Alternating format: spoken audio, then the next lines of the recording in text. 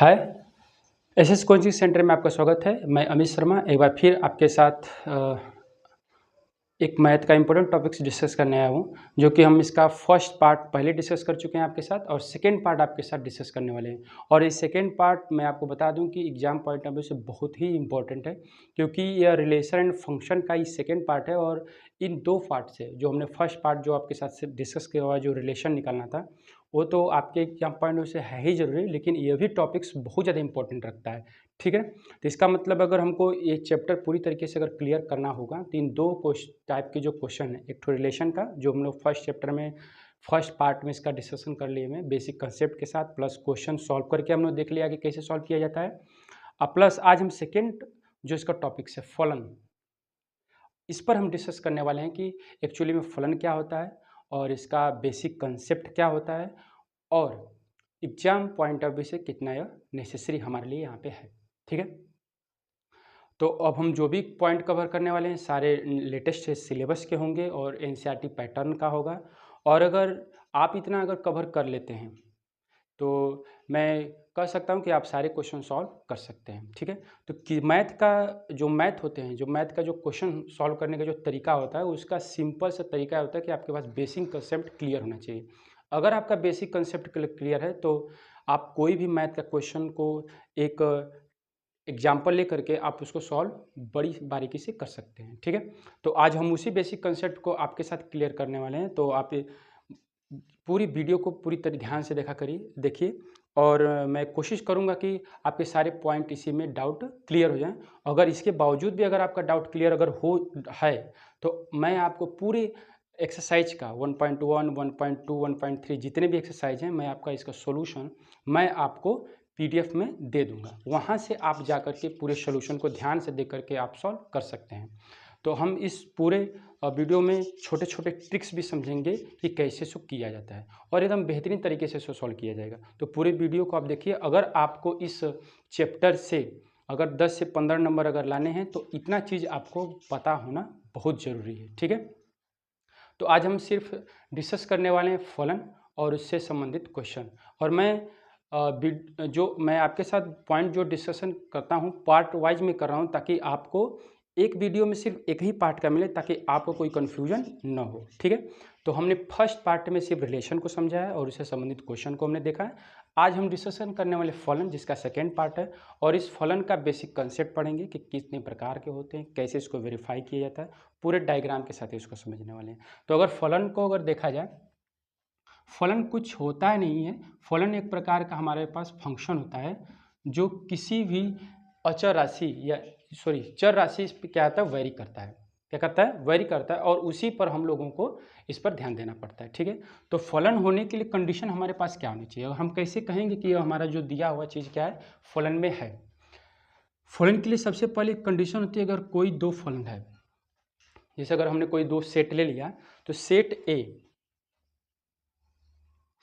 ए के सभी element, set ए का सभी एलिमेंट सेट बी यानी कि समुच्चय बी, सेट ए और सेट बी के जितने भी एलिमेंट हैं आपस में क्या होना चाहिए, संबंधित होना चाहिए। आपस में क्या होना चाहिए, संबंधित होना चाहिए, संबंधित होना चाहिए। ये कंडीशन किसकी है, फलन की। और एक वैल्यू, सिर्फ एक वैल्यू को डिफाइन करे। एक फंक्शन का जो समुच्चय एलिमेंट ए है, किसी दूसरे सेट को सिर्फ एक ही बार में क्या करें, इसको संबंधित अगर करेगा तो हम लोग कहेंगे कि वो फंक्शन है। ठीक है, इसको हम एग्जाम्पल के साथ समझेंगे। तो पहला कंडीशन हमारा क्या है कि सेट ए के सभी एलिमेंट सेट बी से आपस में क्या होना चाहिए, संबंधित होना चाहिए। सेकंड इसका जो हमारा कंडीशन क्या है कि सेट ए के सभी एलिमेंट, सेट ए का जो सभी एलिमेंट है सेट बी से एक से ज़्यादा एलिमेंट से संबंधित न हो, एलिमेंट से संबंध न हो। ठीक है, इसका मतलब ये है कि अगर सेट ए का एक एलिमेंट है तो सेट बी से सिर्फ एक ही एलिमेंट टू एलिमेंट कांटेक्ट होना चाहिए, किसी एक एलिमेंट का दूसरे एलिमेंट से नहीं होना चाहिए। जैसे अगर एग्जाम्पल के देखा जाए तो मान लेते हैं कि अगर हमने एक सेट ए ले लिया और एक सेट क्या हो गया बी।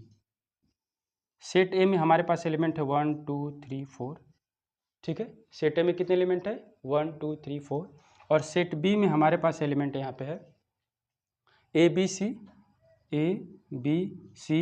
D E. हमारे पास एक एलिमेंट है और हमको ये चेक करना है कि फलन है कि नहीं। तो फलन के लिए जो कंडीशन हमारे पास है यहाँ पे, अगर हम ध्यान से देखा जाए यहाँ पे, तो अगर हमने एक सेट ए लिया हुआ है और एक सेट बी लिया हुआ है, अगर हमको फंक्शन चेक करना है तो पहले कंडीशन के हिसाब से देखा जाए तो फर्स्ट सेट ए का एलिमेंट सेट बी से फंक्शन में होना चाहिए, संबंधित होना चाहिए, 2 का बी से, 3 का सी से और 4 का डी से। हर एक एलिमेंट सेट बी के हर एक एलिमेंट से क्या होना चाहिए, संबंधित होना चाहिए। तब हम कहेंगे कि यह एक क्या है, फलन है। क्या है, फलन यहाँ पे है, ठीक है। इसी तरीके से हम लोग क्या करेंगे, फलन को वेरीफाई करने की कोशिश यहाँ पे किया जाएगा। अगर सेकेंड सेट की अगर बात किया जाए, दूसरे तरीके से कैसे इसको वेरीफाई करेंगे, 1 2 3 4 ए बी सी डी ई, ठीक है। 1 का ए से रिलेशन हो गया, 2 का बी से रिलेशन हो गया और 3 का बी से भी रिलेशन हो सकता है, ठीक है। 3 का बी से रिलेशन, फिर 4 का सी से रिलेशन। अगर इस तरह से भी अगर कंडीशन अगर फॉलो करिया जाए तो अगर अब यहाँ से अगर दूसरे वाले लिस्ट में अगर आप फंक्शन में देखें तो सेट ए के 2 वैल्यू का सेट बी के एक ही एलिमेंट से संबंध दिखा रहा है, और इस वाले में हर एक एलिमेंट का दूसरे वाले सेट के हर अलग अलग एलिमेंट से क्या कर रहा है, फंक्शन शो, यानी कि रिलेशन संबंध यहाँ पे प्रदर्शित कर रहा है। तो इस कंडीशन को हमको क्या करना है, ध्यान रखना है कि फलन कैसे हो सकते हैं। तो पहला कि हर एक सेट का दूसरे सेट से एक एक करके क्या होना चाहिए, संबंध प्रदर्शित करना चाहिए, या फिर इस तरीके से भी संबंध होना चाहिए, यानी कि सेट ए का हर एक एलिमेंट सेट बी के हर एक एलिमेंट से क्या होना चाहिए, संबंधित होना चाहिए। तब जाके हम क्या कहेंगे, इसको फंक्शन कहेंगे, ठीक है। तो फंक्शन का बेसिक कंसेप्ट हमें यहाँ पे समझ आ गया। अब हम पढ़ते हैं, इसमें 3 पॉइंट निकालने के लिए क्वेश्चन आते हैं। बोले कोई फंक्शन है और इसके प्रांत, स्वप्रांत और इसके परिसर ज्ञात कीजिए, ठीक है। डोमेन, रेंज एंड कोडोमेन, ये तीनों चीज़ हम यहाँ पे निकालने की कोशिश करेंगे और वो भी एग्जाम्पल के साथ इसको समझेंगे, ठीक है।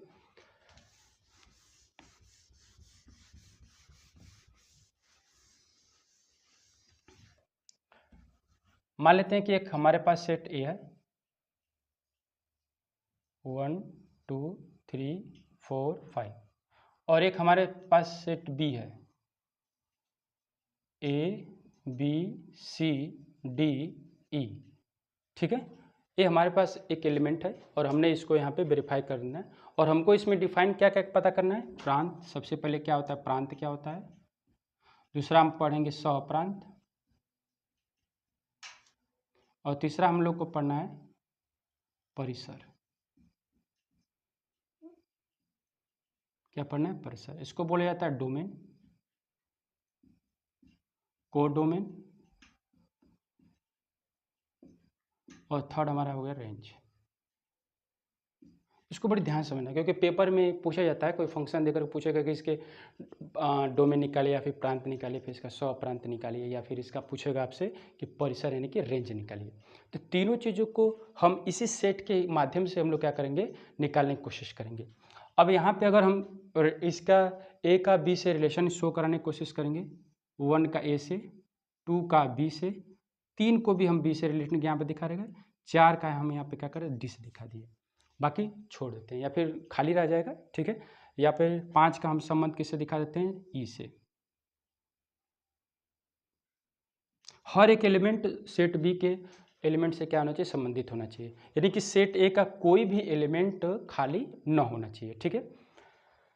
अगर हम ये फंक्शन दिया हुआ है और इस फंक्शन की सहायता से हमको क्या प्राप्त करना है, प्रांत। क्या निकालना है, प्रांत। अगर प्रांत की अगर बात करें तो जो सेट ए हमारा होता है, ए हमारा क्या कहलाता है, प्रांत। सेट ए जो होता है हमारा, सेट ए को ही हम लोग क्या बोलते हैं, प्रांत। तो सेट ए में जितने भी एलिमेंट रहेंगे यही हमारा प्रांत हो जाएगा। तो इसका प्रांत कितना हो जाएगा, 1 2 3 4 5, 1 2 3 4 5, ठीक है। यहाँ पे सेट ए हमारे को समझ में आ गया। सेट ए ही हमारा क्या कहलाता है? प्रांत कहलाता है। ठीक है, अब यहाँ पे हमारा आ गया सहप्रांत। कितना आ गया? सहप्रांत। सहप्रांत क्या होता है कि प्रांत का किसके साथ रिलेशन है, किस फंक्शन के साथ रिलेटेड है, या फिर किस फंक्शन की वैल्यू को वेरीफाई कर रहा है, वही हमारा क्या कहलाएगा? सहप्रांत। तो यहाँ पे सहप्रांत हमारा क्या है? सेट बी है। तो सेट बी के जितने भी एलिमेंट हम इसको पूरी तरीके से क्या कर देंगे? लिख देंगे। तो कहाँ से कहाँ तक है? A B C D E, A B C D E. और भी अगर इसमें एलिमेंट होगा तो और भी यहाँ पे लिखा जा सकता है। इसका मतलब है कि सेट ए हमारा प्रांत कहलाता है, सेट बी हमारा सहप्रांत कहलाता है, और लास्ट का हमारा बच गया रेंज। क्या बच गया? रेंज। रेंज बहुत इंपॉर्टेंट है। इस रेंज को देखने का मतलब ही होता है कि सेट बी में सेट बी का कितना एलिमेंट सेट ए से रिलेशन है, उसी के समुच्चय को हम लोग क्या बोलते हैं? रेंज। क्या बोलते हैं? रेंज। फिर से एक बार देखा जाए, सेट बी के कितने एलिमेंट सेट ए से रिलेशन संबंध करते हैं, उन्हीं के समुच्चय को हम लोग क्या बोलते हैं? रेंज। जैसे अगर ध्यान से देखा जाए तो सेट बी में कितने एलिमेंट ऐसे हैं जो सेट ए से रिप्रेजेंट कर रहे हैं रिलेशन? ए बी सी नहीं लिया जाएगा, क्योंकि सी तो रिलेशन शो ही नहीं कर रहा है। और क्या कर रहा है? डी शो कर रहा है, और इसके बाद क्या कर रहा है? ई शो कर रहा है। ई हो गया हमारा परिसर। क्या हो गया? हमारा परिसर। ध्यान से एक बार फिर से एक बार देखा जाए, सेट ए और एक सेट बी दिया हुआ है, और इसकी सहायता से हमें पता क्या करना है? प्रांत, सहप्रांत, और उसके बाद परिसर पता करना है। तो प्रांत हमारा सेट ए हो जाएगा, सहप्रांत हमारा सेट बी हो जाएगा, और परिसर हमारा क्या हो जाएगा? सेट बी में कितने एलिमेंट हैं जो सेट ए से रिलेशन संबंध यानी कि रिलेशन शो कर रहे हैं, वही हमारा क्या, इसी के जो समुच्चय होता है उसी को हम लोग क्या कहेंगे? परिसर। क्या कहेंगे? परिसर। तीन चीज़ें क्लियर हो गएंगी। और इसको अगर मैं इसका पीडीएफ मैं आपको दे दूंगा, ठीक है? तो इसका पीडीएफ भी आपके साथ डिस्क्रिप्शन लिंक में मिल जाएगा। तीन चीज़ें क्लियर हो गई। अब हम लोग क्या करेंगे? फलन के प्रकार पढ़ेंगे। फलन के प्रकार भी दो ही होते हैं, एक बार देख लिया जाए।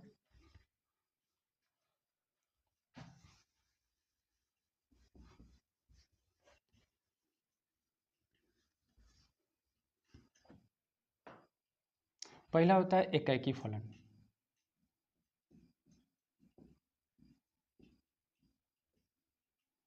वन फलन फंक्शन, ठीक है? या फिर इसको कहा जाता है इंजेक्शन।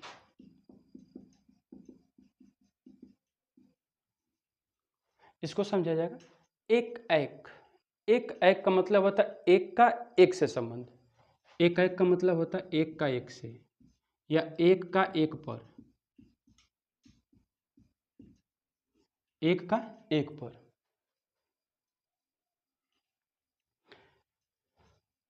एक एक फलन का मतलब होता है एक का एक पर। अगर सेट ए के जितना भी एलिमेंट है सेट बी के हर एक एलिमेंट से शो कर रहा है रिलेशन। जैसे अगर ध्यान से अगर देखा जाए 1 2 3 4 ए बी सी डी, ठीक है? और ई भी लिख लेते हैं, कोई बात नहीं, अगला क्वेश्चन लिख लिया जाएगा। सेट ए है हमारा और ये सेट बी है, और हमको ये पता करना है कि एक एक फलन है या नहीं। एक एक फलन का कंडीशन ही हमको बस देख लेना है एक बार। तो हमने अभी बोला है कि एक एक फलन का मतलब ही होता है कि एक का एक पर संबंध, एक का एक पर संबंध। तो अगर सेट ए का ए से संबंध हो गया, 2 का बी से संबंध हो गया, 3 का सी से संबंध हो गया, 4 का डी से संबंध हो गया। अगर सेट ए का एक एक एलिमेंट सेट बी के एक एक एलिमेंट से अगर रिलेटिव रिलेशन शो कर रहा है तो इसको कहेंगे एक एक। क्या बोलेंगे? एक एक फलन, ठीक है? एक एक फलन यानी एक का एक पर, एक का एक पर, एक का एक पर, एक पर एक पर। इस तरह के हम लोग अगर हमारा कोई रिलेशन शो कर रहा है तो हम इस फंक्शन को बोलेंगे कि यह एक एक फलन है। क्या है? एक एक फलन। अगर क्या होगा कि अगर सेट ए के दो एलिमेंट सेट बी के एक ही एलिमेंट से क्या कर रहे हैं?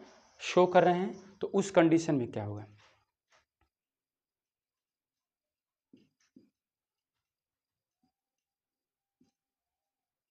One two three A B C D E. 1 का ए से रिलेशन हो गया, 2 का बी से, और 3 का भी बी से हो गया और 4 का डी से रिलेशन हो गया। इस तरह का अगर कोई फंक्शन है और इस तरह का रिलेशन अगर इसमें शो कर रहा है तो इसका मतलब यह होगा कि इस जो फंक्शन हमको दिया हुआ है सेट ए के दो एलिमेंट सेट बी के एक ही एलिमेंट से रिलेशन शो कर रहे हैं, तो इसका मतलब क्या हुआ कि 2 पर 1, यानी कि इस तरह के फंक्शन को हम बोलेंगे बहुएक। क्या बोलेंगे? बहुएक फंक्शन फलन। क्या बोलेंगे? बहुएक फलन। इसका मतलब कि बहुत सारा पर सिर्फ एक, बहुत पर एक। इसका मतलब बहुत सारा एलिमेंट सेट ए का रहेगा और सेट बी के सिर्फ एक ही पे शो करेगा, तो इसका मतलब इस तरह के हम लोग फंक्शन को बोलेंगे बहुएक फलन। क्या बोलेंगे? बहुएक फलन। सबसे पहले कंसेप्ट क्लियर हो गया, एकेकी फलन और बहुएक फलन।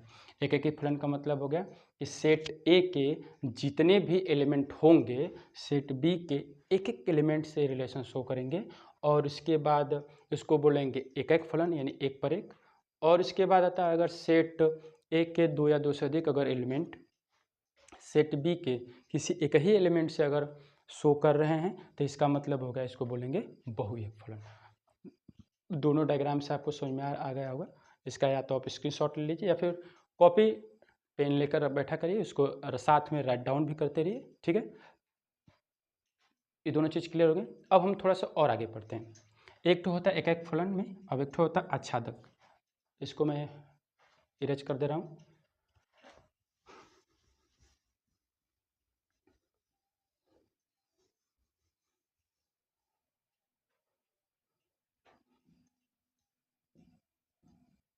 आच्छादक या आच्छादी फलन। ठीक है,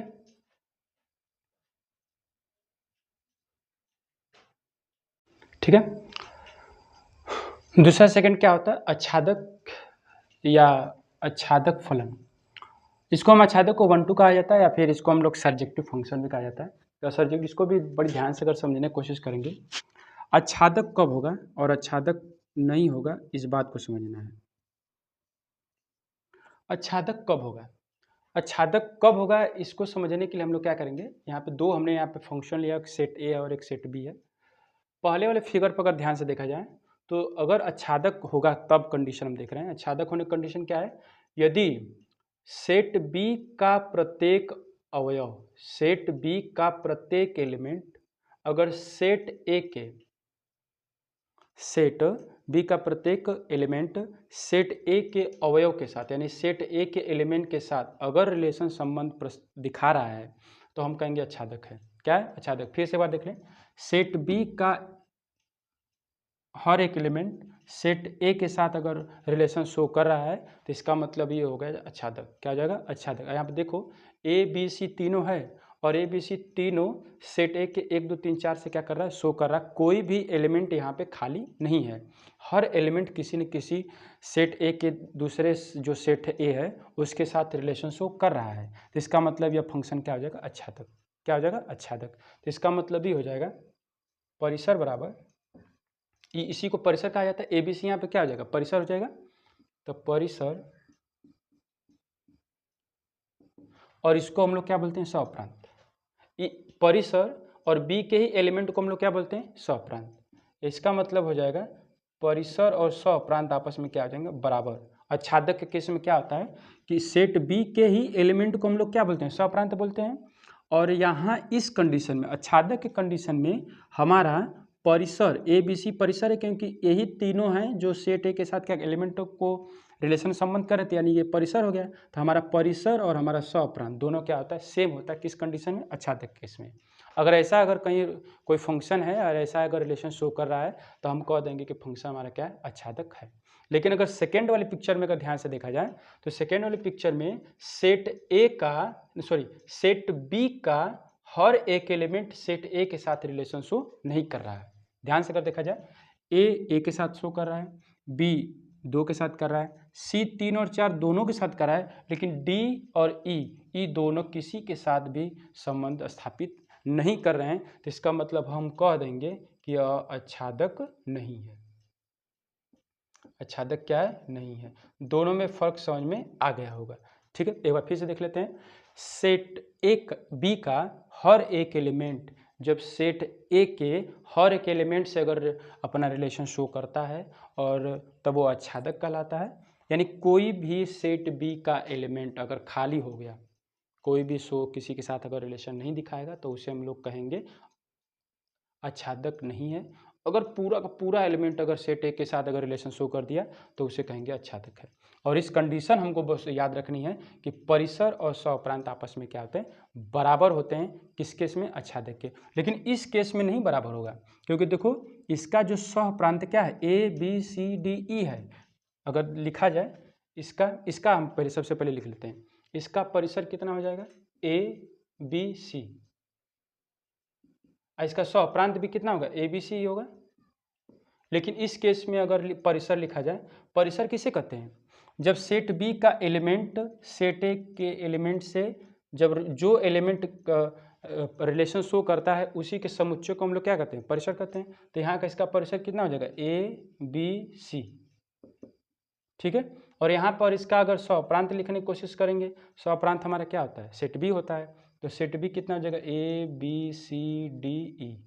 क्या ये दोनों बराबर हैं? नहीं है। तो इसका मतलब ये हो गया कि आच्छादक के केस में सहप्रांत और परिसर दोनों सेम होता है और आच्छादक नहीं है में दोनों आपस में बराबर नहीं होता है। ये था थोड़ा सा फलन का बेसिक कंसेप्ट। अब हम लोग क्या करेंगे? थोड़ा सा एक क्वेश्चन लेंगे और क्वेश्चन की सहायता से चेक करेंगे कि कौन आच्छादक है और कौन आच्छादक नहीं है। ठीक है, इसका थर्ड पॉइंट क्या आता है? एकाएकी, एकाएक और आच्छादक।